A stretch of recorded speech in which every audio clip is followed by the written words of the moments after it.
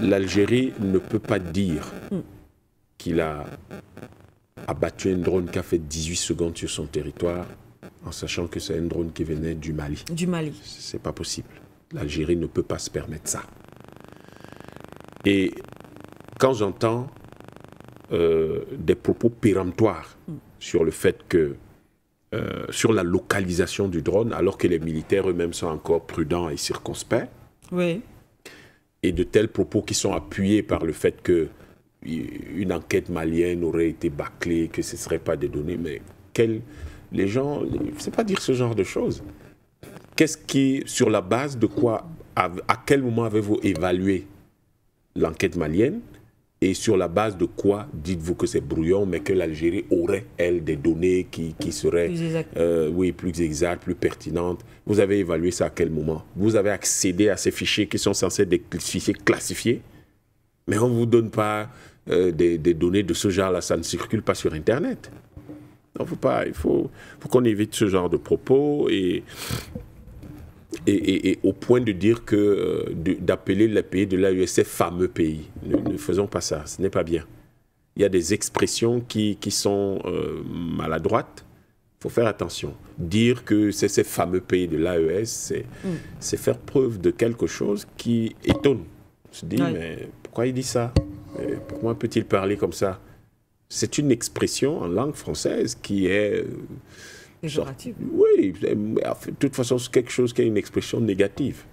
Donc, c'est pas bon. Nous devons savoir que le combat que nous menons, quel combat panafricaniste, signifie que nous allons faire un exercice et un effort d'objectivité, de sens critique, de distance, de détachement par rapport à toute chose. Une froideur qui pourrait s'assimiler à de... On demandera, mais ces gars, est-ce que c'est des cyborgs? Vous n'avez pas à mettre des émotions là-dessus. Vous n'avez pas à mettre en avant le fait que vous soyez malien, algérien, camerounais, centrafricain, zimbabwéen ou je ne sais pas trop quoi. Non, pas du tout. Parce que la solidarité de l'Afrique ne va pas se construire sur ce genre d'attitude. Elle va se construire sur le fait qu'on reste objectif et qu'on évite des propos qui pourraient faire tiquer. Oui. Moi, je crois que dans cette situation, la chose qu'il faut faire aujourd'hui, ce n'est pas de s'imaginer que les Maliens sont devenus fous. Parce que moi, j'étais surpris d'entendre, j'ai l'impression que c'est ce qui s'est dit là. Ils n'ont pas fait, ils ont des enquêtes bâclées qui n'ont aucune pertinence. Gamal Abina a affirmé, en tout cas selon lui, le Mali est mal conseillé. Le Mali est mal conseillé. Oui. Je trouve que c'est quand même osé. C'est quand même osé. C'est quand même osé, à mon avis. C'est osé de dire ce genre de choses. Et dire ce genre de choses laisse penser qu'on a pris son parti. Là, on ne parle plus de l'Afrique. C'est devenu l'Algérie contre le Mali. Moi, ce ne sera jamais le cas. Je pense qu'il n'est pas question d'opposer le Mali à l'Algérie. Il est question d'avoir un discours qui, à chaque fois, rappelle un discours dont le fondement est la solidarité africaine. Et cette solidarité, c'est ça le panafricanisme dont nous parlons tous les jours. Il n'y a pas à dire que tel a tort, tel a raison, quand on n'a pas accédé aux fichiers originaux. Oui. Et dire que le Mali est mal conseillé... Je trouve que c'est quand même un peu osé, c'est un peu fort de marque de café. Donc, cela dit, je pense que dans la situation actuelle, il y a un certain nombre de repères historiques auxquels il faut faire attention. Dire que ce n'est pas l'Algérie qui a créé la crise de l'Azawad, les trucs, non, il ne faut pas dire ça. Ce n'est pas ça le problème. Si on dit ça comme ça, on laisse croire que l'Algérie aurait peut-être des velléités ou aurait même dans le passé créé des choses. Lesquelles? C'est pas ça la question aujourd'hui. C'est pas ça la question. Et puis, voir les Marocains partout, c'est pas bon. C'est comme une sorte de paranoïa marocaine. C'est pas bon du tout. Je crois que l'Algérie devrait même d'ailleurs chercher à régler ce problème avec le Maroc. Parce que, je dis encore, c'est une question de solidarité africaine. dire que le Maroc n'a jamais été panafricaniste, c'est une contre-vérité historique. Le groupe de Casablanca s'opposait au groupe de Monrovia et le groupe de Casablanca, c'est là que les dirigeants du FLN étaient souvent reçus et étaient aidés. Il ne faut pas dire ce genre de choses.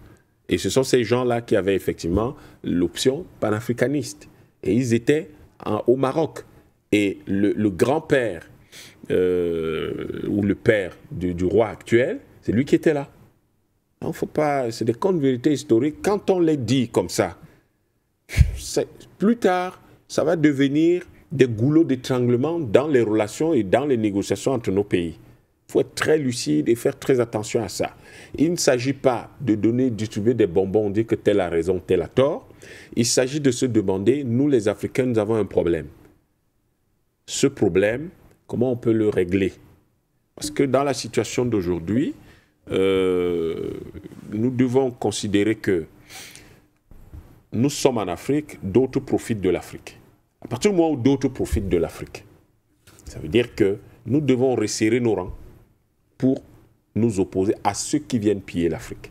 Mais pas commencer à faire de l'escalade, du chauvinisme local. Ce n'est pas la bonne chose à faire. Il y a un drone qui a été abattu. Supposer qu'il y aurait des gens qui espionneraient quoi en Algérie, je ne sais, ce n'est pas bon. Est-ce qu'il y a des choses à espionner en Algérie? Mais s'il y a des choses à espionner en Algérie, il faut clairement nous le dire. Oui. Mais si on pense que l'Algérie est un pays qui est le voisin du Mali et que le voisin du Mali, ils doivent s'entendre, il faut donc pas, il faut aller dans le sens de prôner le fait que ces deux-là s'entendent. Mais si on suppose qu'il y a des Israéliens, il y a des Marocains, il y aurait des gens qui ont des choses à espionner en Algérie, est-ce qu'il y aurait des choses qu'on devrait espionner en Algérie? Liées à quoi? Bon, j'ai entendu la question de la mine d'or, mais on sait très bien qu'au fond, c'est historiquement, ces fameuses mines d'or, on sait à qui elles appartiennent. Il ne faut pas soulever ce genre de problème. Si vous soulevez ce genre de problème, on va vous dire, avant la pénétration coloniale, qui exploitait ces mines d'or. C'est connu, ce pas des choses qui sont inconnues. On sait qui exploitait ces mines d'or, donc on sait qui contrôlait cette partie du Sahara. Les Français ont tracé à la règle comme ils ont tracé. Bon, c'est peut-être quelque chose qui existe aujourd'hui, mais il faudrait que nous sachions. Et c'est pour ça que le panafricanisme ne peut pas s'accommoder des frontières coloniales. Le panafricanisme ne peut pas s'accommoder de ces histoires de l'Union africaine, comment ils appellent ça, l'intangibilité des frontières héritées de la colonisation. Mais ça veut dire que vous dites que la colonisation est le plus bel héritage de chez vous. Maintenant, comme on ne peut pas s'en accommoder, comment on gère les problèmes? Mais c'est là où vous voyez toute la grandeur de Cheikh Anta Diop quand il parle d'un État confédéral africain. C'est là où vous voyez toute la grandeur de Kwame Nkrumah quand il dit que l'Afrique doit s'unir. Pourquoi, à chaque fois, ça vient justement du sud du Sahara pour l'unité de l'Afrique, mais pas d'ailleurs? C'est pour ça que c'est pas bon, ces propos qui vont dans le sens qui ne vont pas dans le bon sens là. C'est pas bon. Le bon sens panafricaniste veut que il y a un problème entre l'Algérie et le Mali. Le Mali, oui. Eh bien, il est tout à fait cohérent et logique que tous les pays de l'AES rappellent leurs ambassadeurs. Oui. Ça fait partie des mécanismes de fonctionnement d'une confédération. N'a rien d'extraordinaire. Une confédération fonctionne comme ça. La solidarité. C'est comme ça. Lorsque l'Algérie dit « je réplique en rappelant mes ambassadeurs », non, vous ne faites pas ça. Oui. Vous ne faites pas ça. C'est vous, ferme son espace aérien, vous fermez l'espace et puis vous fermez votre espace. Non, vous ne faites pas ça. C'est ça qui est la preuve que vous avez. Il y a un problème. Vous ne faites pas ça. Si vous avez un problème avec le Mali, vous ne rappelez, la Confédération rappelle ses ambassadeurs, mais c'est normal, ils ont perdu quelque chose. Il faut qu'ils établissent qu'est-ce qui s'est passé et à partir de là, ils vont savoir comment s'adresser à vous relativement à ça. C'est tout à fait logique. Mais vous, justement, dans le cadre d'une perspective panafricaniste, de la solidarité des Africains, vous ne ripostez pas.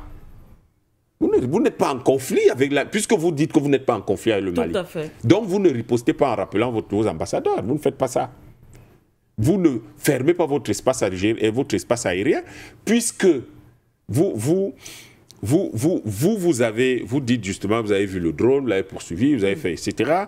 Et que vous considérez que, vous pouvez considérer que il y a eu peut-être un drone, il y a eu un drone effectivement, puisque tout le monde reconnaît qu'il y a eu un drone, effectivement, oui. Mais vous pouvez peut-être considérer que ce drone-là, éventuellement, a manqué sa trajectoire, il y a peut-être eu un problème de fonctionnement. Peut-être d'information également. Vous interpellez le Mali. Mais pourquoi il y a Et puis pendant que le drone est en train de voler, mais vos états-majors ont des moyens de communication. Oui. Mais chers voisins, votre drone est chez nous, qu'est-ce qui se passe? Vous avez le temps de faire ça. Pourquoi vous ne le faites pas? Pourquoi vous ne faites pas ça? Pourquoi vous estimez qu'après 18 secondes, la solution, c'est d'abattre le drone? Vous auriez pu appeler l'état-major malien. Qu'est-ce que vous craignez? Que les Maliens utilisent ce drone-là pour vous attaquer? Quel est le problème? Quelles sont ces réactions qui ne sont pas des réactions, justement, d'officiers et d'état-major? Un état-major ne panique pas. Des officiers ne paniquent pas.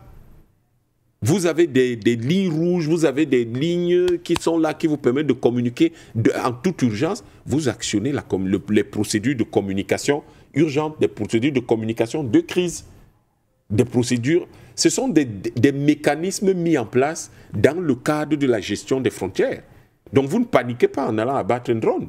D'une part. D'autre part, le Mali, à ce moment, pourrait vous dire, soit on a perdu le contrôle du drone, et c'est des informations classifiées que vous gardez pour vous, vous n'avez pas besoin d'étaler ça. Et vous ne pouvez pas venir à la télévision dire, oui, c'est mauvais pour le Mali, c'est une déconvenue. Ne dites pas ça. C'est de l'escalade entre votre pays et le voisin. Vous ne faites pas ça. Vous ne dites pas ce genre de choses. Il ne faut pas dire ça. Et ils auraient pu appeler le Mali. Quel est le problème? Est-ce qu'il y avait un drone qui était sur le territoire malien depuis 2 heures? Ça, c'est quelque chose de particulièrement suspect. Oui. Mais 18 secondes, vous-même vous dites que c'est 18 secondes. Bon, les Maliens vous disent que c'est tombé à 9 km de la frontière et qu'entre la zone où le drone a été abattu, le drone où il est tombé, c'est 441 mètres. Ce sont des données. Après, vos états-majors peuvent s'asseoir, discuter.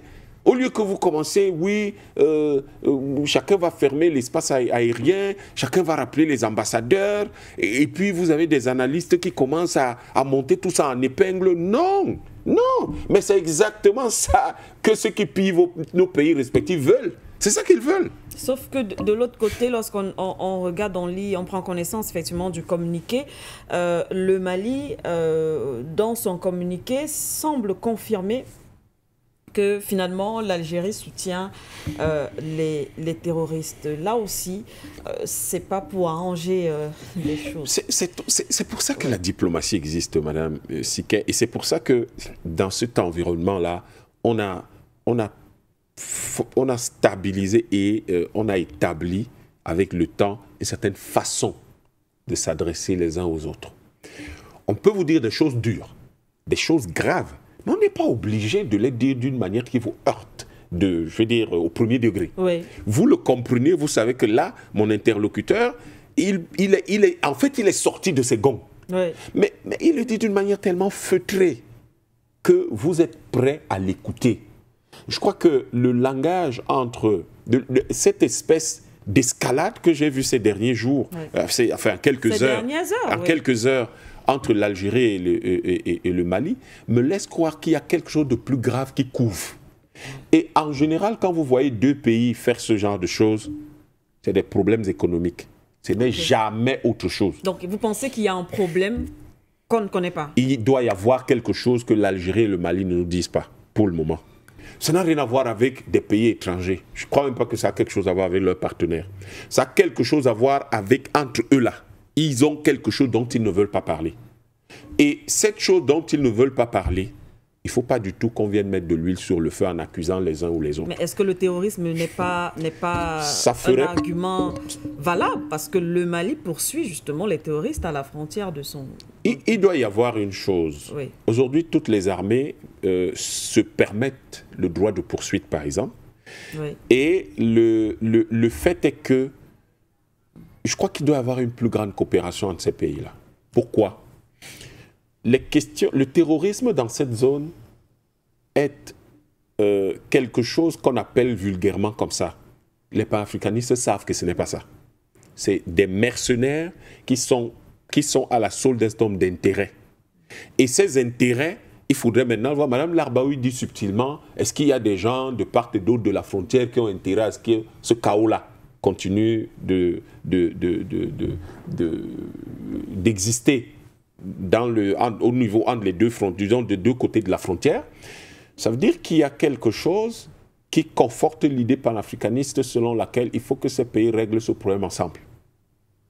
Il doit y avoir des contestations d'un côté comme de l'autre qui peuvent être instrumentalisées d'un côté comme de l'autre. Or, si on continue à faire ce qu'on fait là, chacun veut prendre parti pour tel pays ou pour tel autre, ou pour son pays ou pour tel autre pays, ce que nous allons faire, c'est qu'on va alimenter ces manipulations qui sont là. Et les acteurs du chaos international qui en profitent pour continuer à manipuler ça, à activer ça, eh bien, nous allons leur donner raison de dire que, bon, les Africains, il suffit d'appuyer sur un petit bouton et puis ça explose, ils commencent à s'entre-déchirer entre eux. Ce n'est pas la bonne affaire, pas la bonne chose à faire. Nous avons une situation extrêmement grave. Quand vous regardez la situation dans laquelle les pays de l'AES sont aujourd'hui, les pays de l'AES ont besoin de paix. L'Algérie dit qu'elle a besoin de paix, elle aussi dans le sud. Mais je ne comprends pas la raison pour laquelle les propos de l'Algérie sont toujours de dire nous pouvons aider les pays de l'AES, on peut investir chez vous. Mais l'Algérie n'est pas si extraordinairement riche. L'Algérie a 240 milliards de dollars de PIB. Ça ne fait pas de l'Algérie un pays riche. Ça fait de l'Algérie un pays qui est économiquement, relativement, et qui lui permet de satisfaire son besoin. Mais une grande partie de la population algérienne est pauvre et même exclue. Donc, nous devons tenir compte du fait que pour nous, les panafricanistes, ce qui compte, c'est qu'il ne doit pas y avoir un seul Algérien qui soit dans des problèmes économiques. Et donc, l'idée n'est pas que l'Algérie n'est pas la solution aux problèmes économiques de l'AES. L'AES a suffisamment de moyens pour s'en sortir. La seule chose qu'il lui faut, c'est la paix. Et si l'Algérie veut donc réellement soutenir le développement de l'AES, à ce moment-là, l'Algérie, sa contribution, ce serait d'apporter la paix au niveau de la frontière entre l'Algérie et le Mali, l'Algérie et le Niger. C'est ça la grande contribution de l'Algérie. Bon, cette contribution ne peut pas se faire avec des incidents comme ce qu'on vient de vivre là. Bon, et puis on n'a pas besoin de faire des commentaires sur ce que les Turcs, disons les drones des Turcs ou les terroristes. Je crois que c'est pas ça le problème. Et ces genres de choses ont tendance à mettre de l'huile sur le feu, à jeter de l'huile sur le feu. C'est pas la bonne chose à dire. La bonne chose que nous devons faire aujourd'hui, c'est de dire, et je vous le dis, oui, ça se ressent, ça se voit entre les lignes. Il y a un problème économique qui peut être lié aux mines d'or, qui peut être lié au gisement de gaz. Parce qu'on a par exemple tout le bassin de Touadéni, il va falloir qu'on comprenne qu'est-ce qui appartient à qui. Oui. Donc vous avez tout ça qui peut être en réalité le fond du problème, mais les deux parties ne veulent pas s'exprimer dessus. Et après on a des drones qu'on abat. Demain on va avoir peut-être des militaires qu'on va commencer à abattre. Et tout le monde sera là en train de se dire, mais qu'est-ce que l'Algérie et le Mali se discutent? Chaque fois que vous entendez des bruits de bottes, vous voyez les missiles qui commencent à aller partout, des balles qui volent. Il y a un problème économique. Et ce problème économique doit être suffisamment grave, suffisamment important pour que les gens en arrivent là. Est-ce que ce drone-là avait des informations qui étaient classifiées et on ne voulait pas que ces informations rentrent au Mali? Est-ce que ce drone a réellement traversé, violé l'espace aérien algérien? Oui. Est-ce qu'elle est où est-ce qu'il était? Est-ce qu'il y a eu des sommations, des tirs de sommation? Parce qu'on n'abat pas un aéronef comme ça. C'est vraiment le b.a.-ba de l'action militaire. On n'abat pas un aéronef. On essaye quand même de communiquer. Il y a toujours, on communique, il y a des tirs de sommation qui peuvent être faits, il y a des avions de chasse qui peuvent venir raccompagner cet aéronef ennemi, ami ou qu'importe, vers sa zone d'où il vient. Limitation. On ne va pas abattre des drones de ce genre. Donc, je vous dis, ils ont un problème. C'est clair qu'ils ont un problème. Et ce problème-là, l'avenir nous donnera certainement raison un jour. C'est un problème économique. Et ce problème est lié, il est économique et devrait être lié au contrôle des ressources au niveau de la frontière. Là, on a déjà une idée par rapport à Tinzaouaten, mais il peut y avoir beaucoup d'autres ressources et ces ressources-là doivent faire l'objet de trafic entre les deux pays. Et ça devrait nous pousser à beaucoup de retenue dans ce que nous disons. Beaucoup de retenue. Pourquoi beaucoup de retenue? Mais parce qu'on a l'exemple de la RD Congo et du Rwanda. Du Rwanda. Mais nous ne devons pas vivre en Afrique comme si nous ne voyons pas ce qui se passe à gauche et à droite. Mais là, ça fait intervenir justement les acteurs externes. Mais c'est ça que je suis en train de vous dire depuis. C'est qu'il faut faire très attention. Qu'est-ce qui se passe réellement? Est-ce qu'il y a des trafics? Est-ce qu'il y a des ressources là que chaque pays essaye de contrôler? Est-ce qu'il y a des sortes est-ce qu'il y a des informations par rapport à des trafics que les uns et les autres cherchent? Les uns peut-être à cacher, les autres peut-être à avoir. Il faut faire très attention. L'Algérie et le Mali. L'Algérie ne peut pas oublier le rôle du Mali dans sa guerre de libération. Et compte tenu de ça, l'Algérie ne peut pas pouvoir se permettre d'abattre un drone malien en 18 secondes. Ce n'est pas possible. C'est inacceptable pour n'importe qui. Deuxième chose, le Mali, quel que soit le problème qu'il a avec l'Algérie, je pense qu'ils doivent pouvoir s'asseoir et parler. Diop parle de choses terribles qui sont encore pires pour le Mali partout dans le monde. Donc je doute fort qu'il ne pourra pas s'asseoir avec son homologue de l'Algérie pour qu'il parle. Le président Tebboune, voilà d'autres choses. Il y a des attitudes qui sont un peu délicates. Il dit qu'il va inviter les dirigeants de l'AES. Il ne faut pas faire ça. Il ne faut pas faire ça. Faut pas, des gens qui sont en train de sortir de la domination française et donc qui sont révulsés par les sommets France-Afrique, des conneries comme ça. Et toi, tu t'assieds, tu es là au voisin, tu dis, je vais vous inviter tous les trois, venez me voir. Non, c'est vous qui vous déplacez. Et vous allez voir le président de la Confédération qui, entre-temps, il se sera entendu avec les autres et vous parlez avec lui. Mais vous n'allez pas inviter trois dirigeants là-bas. D'abord, pour des raisons de sécurité, ils ne peuvent pas l'accepter. Ce n'est pas possible. Le président de l'AES ne peut pas sauver tous les trois au même endroit. Au même endroit. Ce n'est pas possible, ils ne peuvent pas se permettre ça. Vous avez vu que pour que le président Ibrahim Traoré puisse aller au Ghana, il l'a fait par surprise. Le président Goïta, il n'est jamais sorti du Mali. Le président Tiani n'est jamais sorti du Niger. Donc vous ne pouvez pas dire ce genre de choses. Et c'est tout ça qui fait qu'à un moment donné, on se dit non, n'oublions pas les bases du panafricanisme. C'est la solidarité entre les Africains. Et cette solidarité entre les Africains veut que quand il y a un problème, on se parle. On ne passe pas à la phase létale. D'une part. D'autre part, il ne faut pas du tout qu'il y ait chez qui que ce soit en Afrique le besoin d'aller espionner quoi que ce soit chez l'autre. Et supposer que le Mali espionnait alors que le Mali dit que ça n'était pas le cas, c'est pas bon. Ce sont des choses, c'est pas bon. Il faut que nous assurions qu'il y ait qu'il y ait du dialogue, des discussions entre les États, pour qu'on sache ce qui s'est vraiment passé. Mais je vous dis encore, je crois que ces discussions vont nous révéler des pépites. Et ces pépites-là, nous serons très surpris de nous rendre compte qu'au fond, il s'agit de contrôle de ressources. Au fond, il est possible qu'il y ait des trafics le long de ces frontières-là. Au fond, en réalité, il faut que ces pays-là s'entendent peut-être pour de la coopération économique dans cette zone. Et c'est ça la solution, cette coopération économique qui pourrait être la solution le long de ces frontières.